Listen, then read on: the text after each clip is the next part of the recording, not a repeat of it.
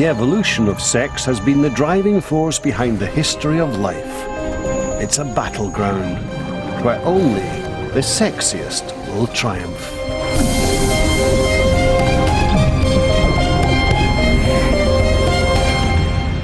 The reason for this passion is obvious, but why do so many creatures suffer so much for sex? Happy New Year. I'd like to extend And these genes drive both males and females to behave in extraordinary ways. We're now going to conduct the Loving Cup ceremony. This is very It often seems that females could raise families on their own, but sometimes it's the male rather than the female that makes the ultimate sacrifice. Genetically, it makes perfect sense. He has to die sometime. After that, we will pass the cup around the directors of both clubs. Amazingly, suicidal strategies such as this are not uncommon. I can't guarantee there'll be any alcohol left in the cup by that stage, but we'll take our chances.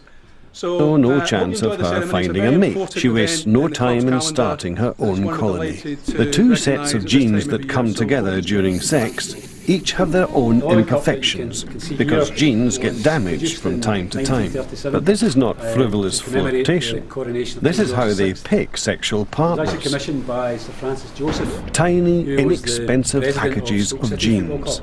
But when they meet, they first need to determine which will play the male and which the female role.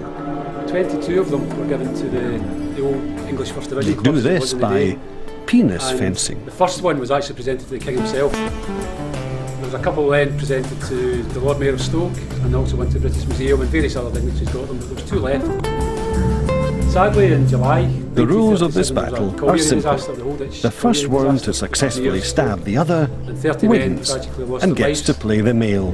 So Rangers were invited to come down to play a benefit match to raise funds for the disaster fund. These even have two penises, twice as effective in battle and capable of injecting all the more sperm. After the match, the president of Sir Francis... Their sperm are small and they've plenty to spare. Here, all eyes are on the lookout for a dangerous, predatory female. Hosted the reigning monarch.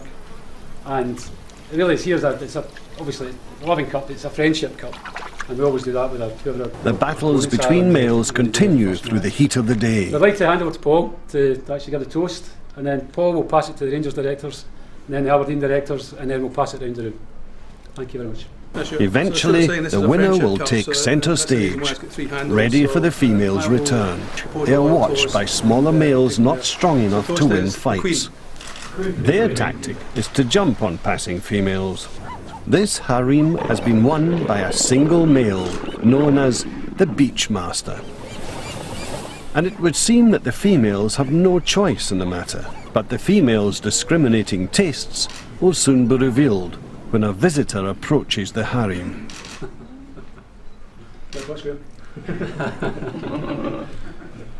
Sneaking in from the sea, a young bull is looking for an opportunity.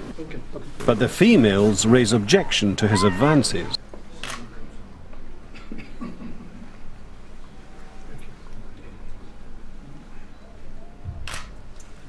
The commotion wakes the Beachmaster, who chases off the upstart bachelor. And as we said, All around us live the descendants of a 4 billion year battle for survival. At the heart of that battle is sex.